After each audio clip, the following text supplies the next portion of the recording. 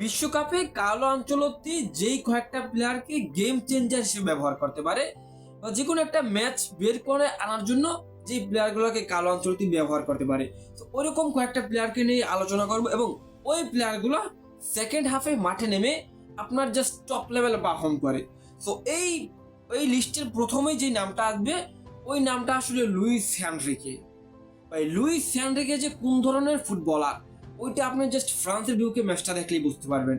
Luis হ্যানরিকে 2024 সাল থেকে Brazil দলের সাথে আছে, বাট এই হ্যানরিকে আমি গেম চেঞ্জার হিসেবেই চিনি। সো এই হ্যানরিক কার্লো আনচেলত্তির আন্ডারে কিন্তু টপ লেভেলের পারফর্ম করতেছে। বিশেষ করে গতকাল ফ্রান্সের বিপক্ষে ম্যাচটাতে যখন রাফিনহা ফার্স্ট হাফে আশানুরূপ পারফরমেন্স করতে পারে নাই, সেকেন্ড হাফে লুইস হ্যানরিকে মাঠে নামানো হয় রাফিনহাকে বদলি করে। তো এই হ্যানরিক মাঠে নামার পর জাস্ট ফ্রান্সের ডিফেন্সকে পুরাই আতঙ্কে রেখেছে। ফ্রান্সের জাস্ট বিশ্বসেরা যে ফ্রান্সের যে ডিফেন্স লাইন হয়েছে ওই ডিফেন্স লাইনটি কিন্তু মানে চাপে রেখেছে আসলে লুইস হ্যানরিকে, এবং বারবারই আসলে প্রেসিং করে ফ্রান্সের ডিবক্সের ভিতরে ঢুকে যায়, যেটা জাস্ট মাথা নষ্ট পারফরমেন্স করতে লুইস হ্যানরিকে। এবং এই লুইস হ্যানরিকে যদি আপনি ভাবেন যে তাকে প্রথম একাদশে রাখবেন, তার থেকে আরো পারফরমেন্স আপনি আশা করেন, তাহলে ভুল করবেন কার্লো আনচেলত্তি।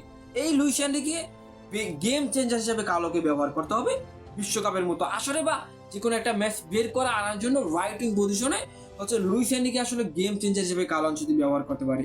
বিশেষ করে সেকেন্ড হাফে এই লুইস হ্যানরিকে ভালো পারফরমেন্স করে।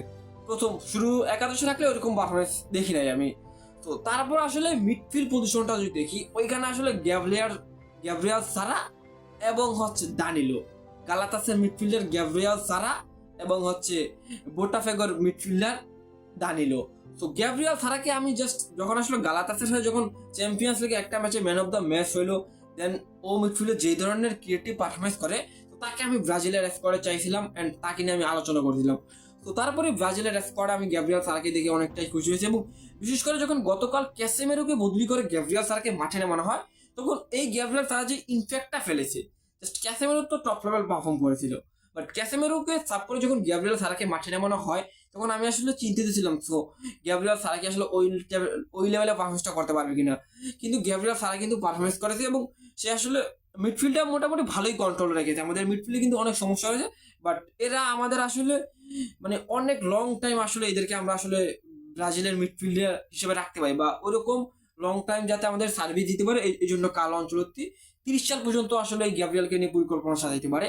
তারপর আপনার দানিলো, ওই যে বোটাফেগোর মিডফিল্ডার। তো তাকে আমি স্কোয়াডে দেখার পর অনেকটাই চিন্তিত ছিলাম যে আসলে ও আসলে কোন ধরনের মিডফিল্ডার। সো বোটাফেগোর খেলা তো অত আসলে দেখা হয় না, তো সেজন্য তাকে নিয়ে আমি একটু ডাউট ফিল করছিলাম। বাট সে আসলে গতকাল যে পারফরমেন্সটা করেছে, জাস্ট মাথা নষ্ট পারফর্ম করেছে। তো এই বিশেষ করে এই তিনটা প্লেয়ার, এবং যদি আপনি দেখেন যে রাইট ব্যাকে কিন্তু ওয়েসলি ভার্সেস ফ্রান্স, ভাই ওয়েসলি একেবারে ডিফেন্স থেকে যেইভাবে ফ্রান্সের অ্যাটাক ফ্রান্সকে অ্যাটাকে যায়, ফ্রান্সের বিপক্ষে খুবই দ্রুত অ্যাটাকে যাইতে পারে ডিফেন্স লাইন থেকে, মিডফিল্ড থেকে, তারপর আসলে অ্যাটাকে যাইতে পারে।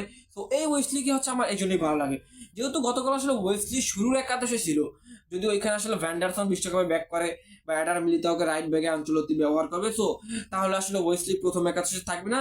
কিন্তু সেকেন্ড হাফে গেম চেঞ্জার হিসেবে ওয়েসলিকে কার্লো আনচেলত্তি ব্যবহার করতে পারে, এবং এটাকে এটা কার্লো আনচেলত্তি করবে। বিশেষ করে যে কয়েকটা প্লেয়ারকে নিয়ে আমি আলোচনা করলাম, কার্লো যাদেরকে গেম চেঞ্জার হিসেবে যাদেরকে কার্লো আনচেলত্তি ব্যবহার করবে, প্রথমেই নামটা আসবে কি লুইস হ্যানরিকে। লুইস হ্যানরিকের পারফরমেন্স নিয়ে কিন্তু ভাই কোনো ডাউট নাই ভাই, এই হ্যানরিকে যে পারফরমেন্স করছে গতকাল, শুধু গতকাল না প্রতিটা ম্যাচে যখন তাকে সেকেন্ড হাফে মাঠে নামানো হয়, তো তখনই কিন্তু ও ভালো পারফর্ম করে। সো এই লুইস হ্যানরিকে প্রথম, দ্বিতীয় মিডফিল্ডে গ্যাব্রিয়াল সারা, দানিলো। আমি গ্যাব্রিয়াল সারাকে আমি বিশ্বকাপে চাই, বাট দানিলো এখন জানি না তাকে আনচেলত্তি নেয় কিনা। তো সামনে আরেকটা ম্যাচ রয়েছে, ওই ম্যাচেও যদি এরকম পারফরমেন্স করতে পারে, তাহলে বিশ্বকাপে কার্লো আনচেলত্তি ব্রাজিলের মিডফিল্ড পজিশনে এই দুইটা প্লেয়ারকে নিতে পারে।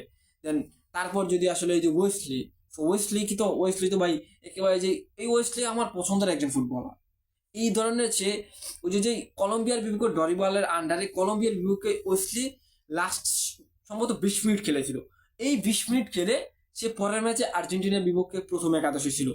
তো ওই 20 মিনিট ওয়েসলি জাস্ট একেবারে আউলে আছে পুরো মাঠ, ডিফেন্স থেকে মিড থেকে একটা কোনো জায়গা বাদ নেই যে ওয়েসলি নাই, পুরো মাঠ ওয়েসলি দৌড়ায়। তো এই চারজন প্লেয়ারকে কার্লো আনচেলত্তি বিশ্বকাপে গেম চেঞ্জার হিসেবে ব্যবহার করতে পারে। ডিফেন্স লাইন আপে একজন রয়েছে, মিডফিল্ড লাইন আপে রয়েছে এবং অ্যাটাকিং লাইন আপে রয়েছে। তার সাথে যদি নেইমার থাকে, নেইমারকে কার্লো আনচেলত্তি গেম চেঞ্জার হিসেবে ব্যবহার করবে ট্রাম্প কার্ড হিসাবে।